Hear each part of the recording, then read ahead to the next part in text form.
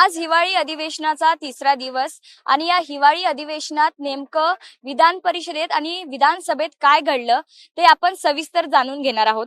सर्वप्रथम म्हणजे मुख्य आकर्षक ठरले ते म्हणजे शिवसेना आमदार शरद सोनवणे हे बिबट्याच्या वेशीत येऊन सर्वांचे लक्ष वेधून गेले आणि पुण्यातील बिबट्यांची संख्या मोठ्या प्रमाणात वाढत असून वेळेस त्यांना जेरबंद करावे अशी प्रमुख मागणी त्यांनी यावेळी सरकारला केली। तर लाडक्या बहिणींना 2100 रुपये कधी मिळणार असा सवाल जो आहे तो विरोधी पक्षाकडून विचारण्यात आला होता आणि या मुद्द्यावरून वातावरण सुद्धा तापल्याचं दृश्य आपल्याला पाहायला मिळालं। तर रवी राणा यांनी सुद्धा यावेळी त्यांचा मुद्दा उपस्थित केला। तो मुद्दा म्हणजे बिबट्या हा जंगली प्राणी नसून पाळीव प्राणी आहे असं चिंताजनक वक्तव्य त्यांनी यावेळी केलं।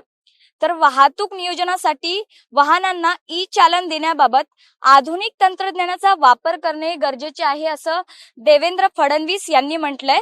तर एसटी महामंडळात नवीन 8000 बस खरेदी करणार असं वक्तव्य जे ते आहे परिवहन मंत्री प्रताप सरनाईक यांनी केलेलं आहे।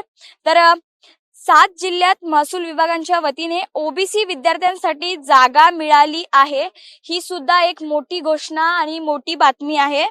तर मुंबईत स्लम रिक्वायरमेंट मोटरसायकल पार्किंगसाठी अद्यापही जागा उपलब्ध नाही, ही जागा उपलब्ध करून देणे अशी प्रमुख मागणी यावेळी करण्यात आली आहे। तर या होत्या दिवसभरातल्या संपूर्ण घडामोडी।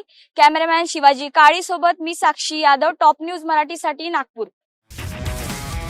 तुमची car, electric panel, data server आगीपासून सुरक्षित आहे का? नाही? मग आजच बसवा F protect temperature activated fire suppression device. यामध्ये आहे eco friendly non toxic pressurised liquid जे आग लागल्यास क्षणार्धात ऍक्टिव्हेट होऊन आगीवरती मिळवते नियंत्रण। बसवण्यास अतिशय सोपे आणि सुटसुटीत टेकालिपचे एक दर्जेदार उत्पादन एफ प्रोटेक्ट।